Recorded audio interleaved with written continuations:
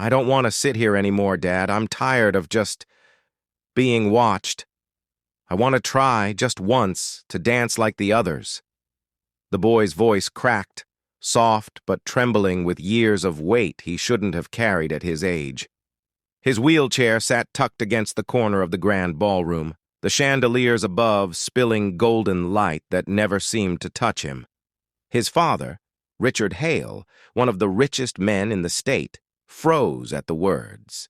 He had attended hundreds of galas, fundraisers, and charity dinners, but never had he heard his son's voice carry such raw desperation. Richard's heart clenched.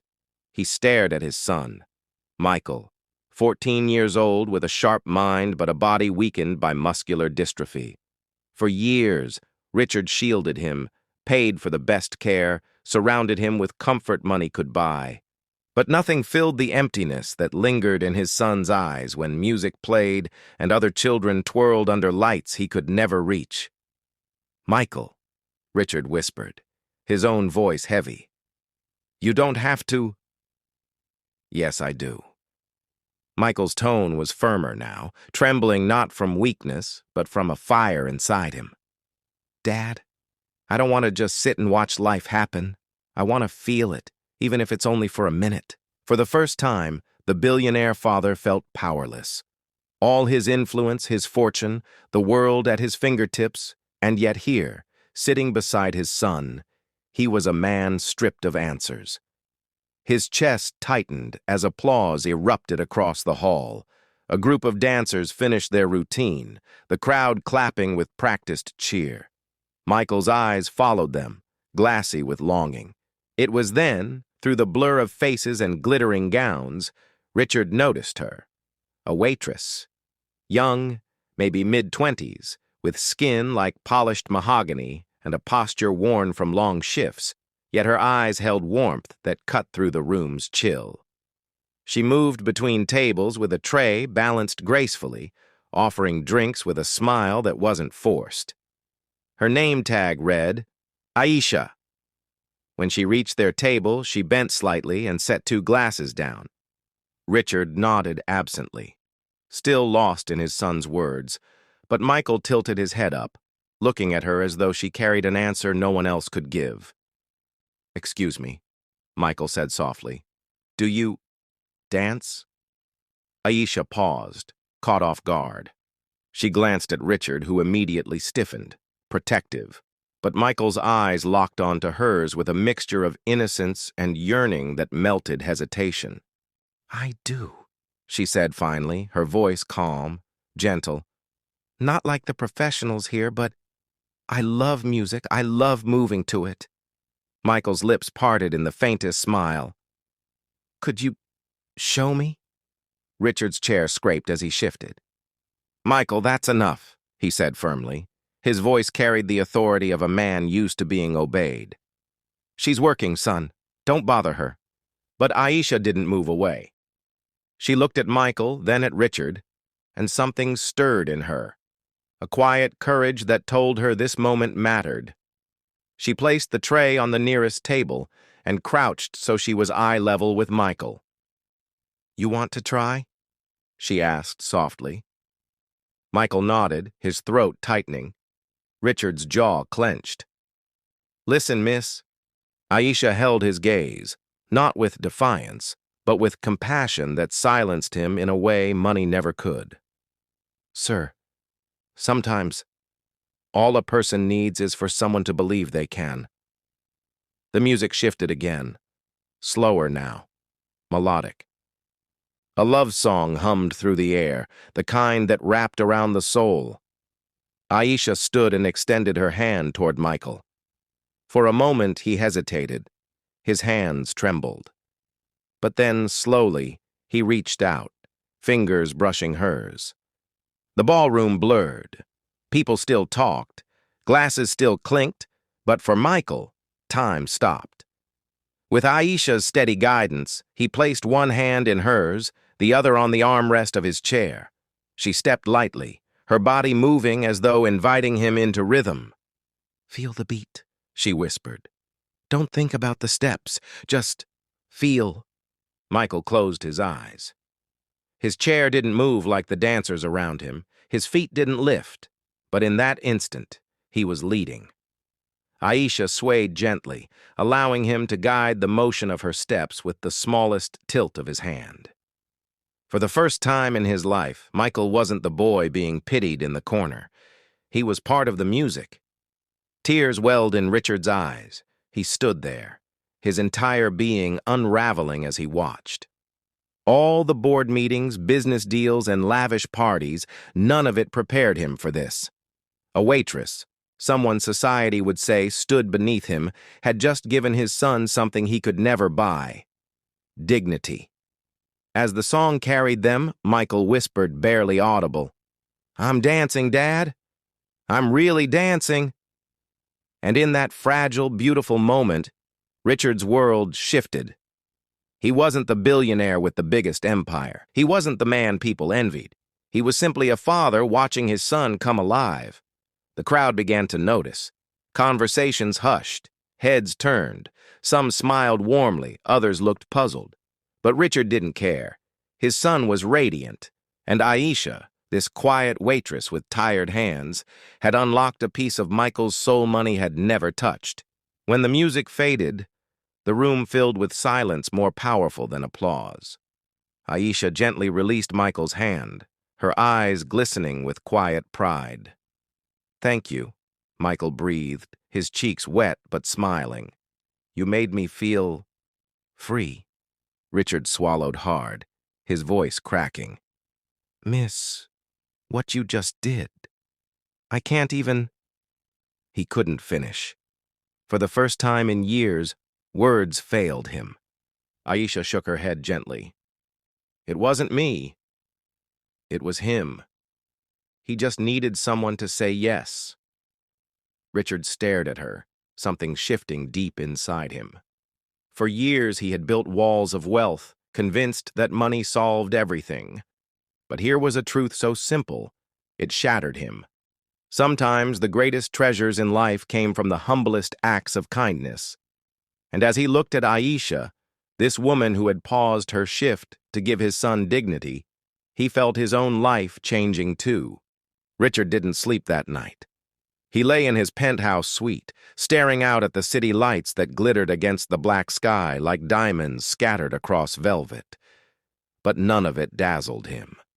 His mind kept replaying the image of Michael's trembling hands leading Aisha across the ballroom floor, the look on his son's face when he whispered, "I'm really dancing, Dad."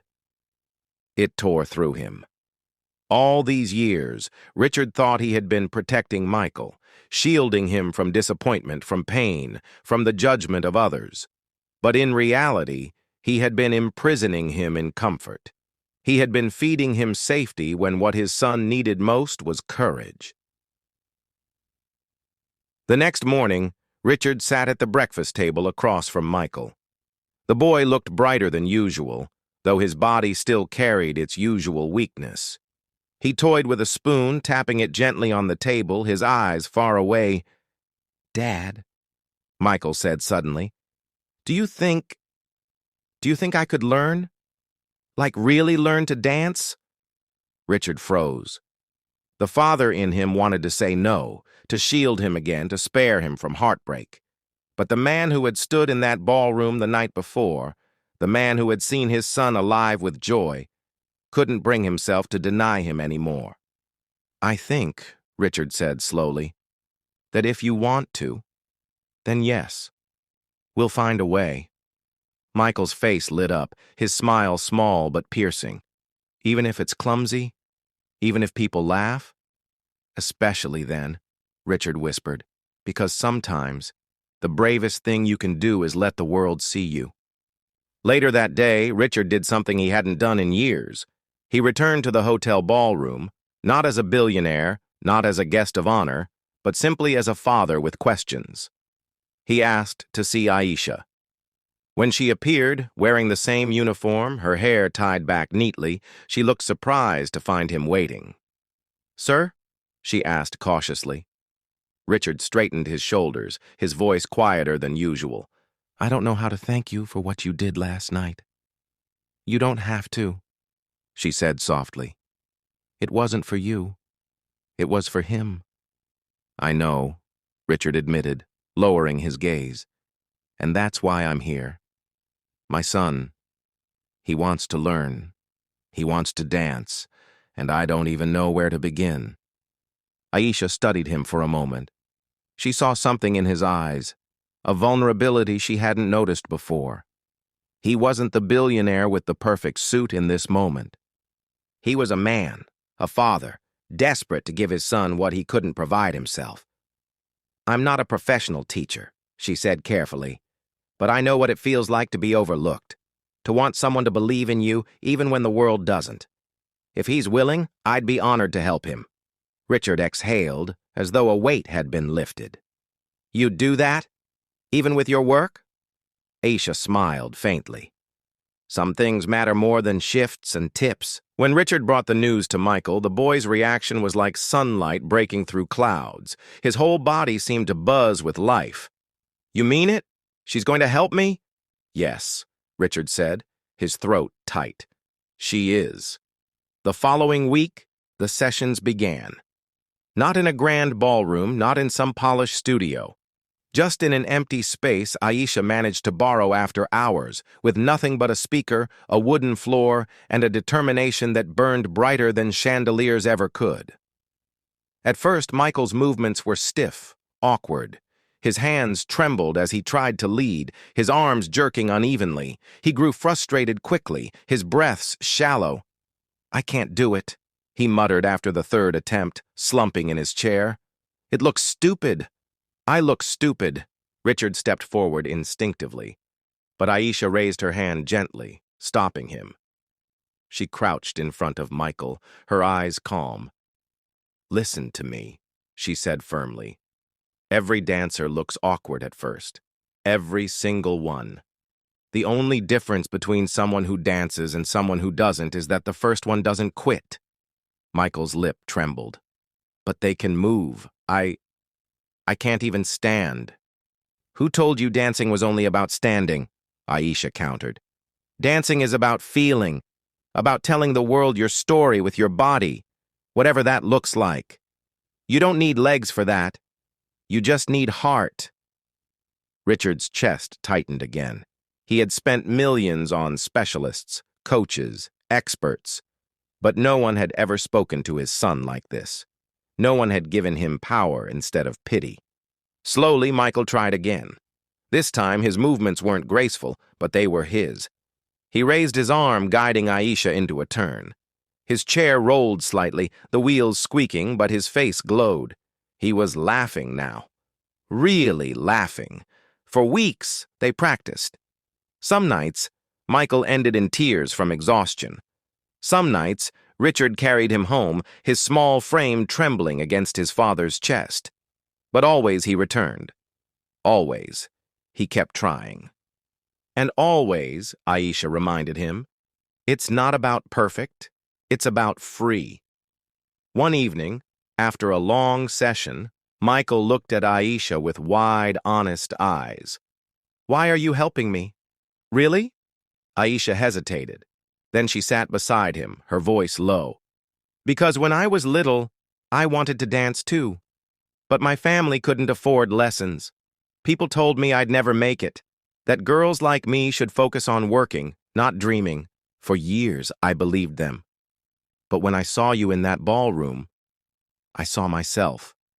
And I promised I wouldn't let you believe the same lie. Michael's throat tightened. He whispered, Then we're the same.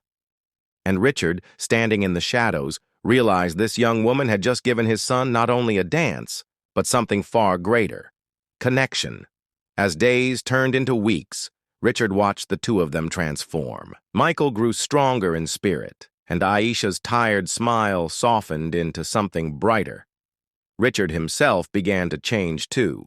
He found himself putting his phone down during dinners, canceling meetings to attend practices, listening more, speaking less. For the first time in decades, he wasn't living for his empire, he was living for his son. And yet, Richard knew. This journey wasn't just about Michael learning to dance. It was about him learning what it truly meant to be a father. The night of the charity gala arrived again, almost 3 months after that first unforgettable dance. The same ballroom, the same glittering chandeliers, the same wealthy guests sipping champagne and gossiping over deals. But for Richard and Michael, nothing was the same anymore. Michael's chair rolled in beside his father, his face alight with nervous excitement. He wore a sharp suit tailored to fit him perfectly, a deep navy blue that made his eyes shine brighter. Richard adjusted his tie for the 3rd time that evening, though not his own, Michael's. His hands trembled as he smoothed the boy's collar. "You ready?" Richard asked, his voice low. Michael swallowed hard. "I think so." Then he smiled faintly. "Well, maybe not ready, but I want to try." Richard bent down, resting his forehead gently against his son's. "That's all that matters." Aisha stood waiting near the edge of the dance floor, dressed simply in a flowing dress that shimmered softly under the lights. She wasn't working tonight. Richard had made sure of it. He had personally invited her as their guest, not their waitress. When Michael saw her, his face broke into the widest smile Richard had ever seen. The music began. A hush fell slowly across the ballroom as people turned to see what was happening. Richard's hand tightened into a fist, nerves crawling up his chest, but Aisha's steady gaze across the floor anchored him. She gave Michael a nod, subtle, encouraging, and he rolled forward. The first notes drifted through the air. Michael raised his hand, trembling but determined, and Aisha took it without hesitation. She let him lead. Step by step, movement by movement, his chair gliding as she twirled gently with his guidance. It wasn't flawless. It wasn't polished, but it was alive. At first, murmurs rippled through the crowd. Some tilted their heads, curious. Some whispered, doubtful. But as the dance unfolded, silence settled. For once, it wasn't the wealth, the gowns, or the chandeliers that stole attention.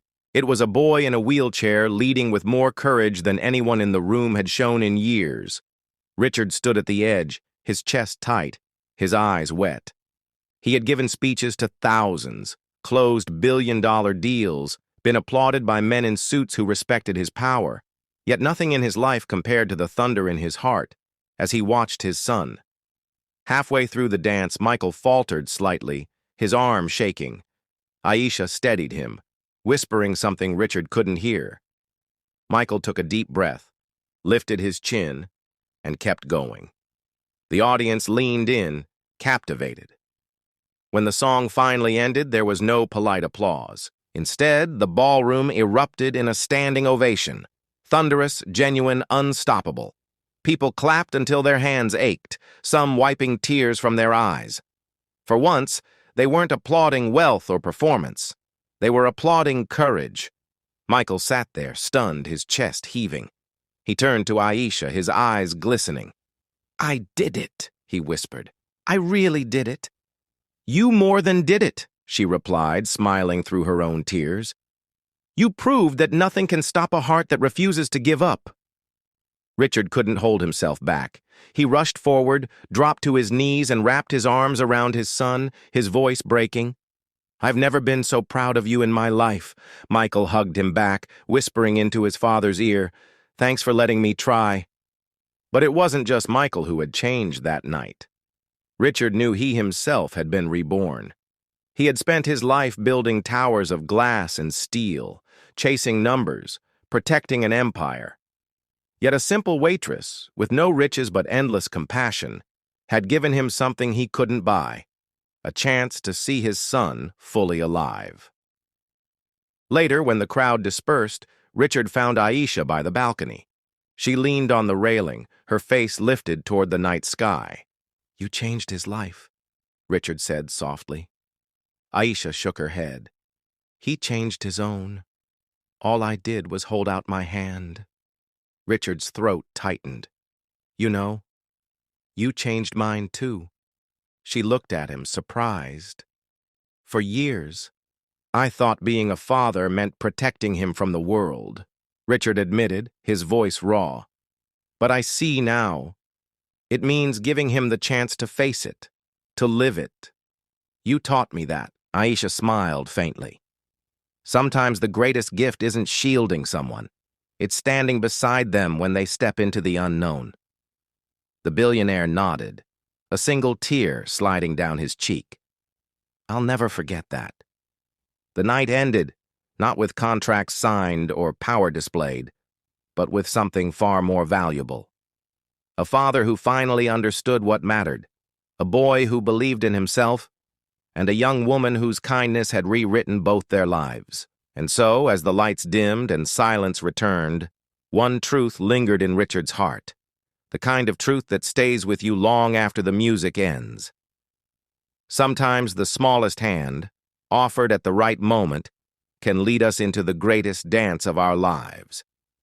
And just like that, what began as a single act of kindness became a lesson for everyone who watched, that in our daily lives, whether at work, at home, or among strangers, we all have the chance to be that hand. To pause, to believe in someone, to change a life in ways money never can, because it isn't wealth, status, or perfection that people remember. It's the moments when someone gave them courage to feel alive. If this story touched you, share it with someone who needs a reminder that kindness has power. Drop your thoughts in the comments, hit the like button, and don't forget to subscribe to Black Saga for more stories that open hearts and change perspectives.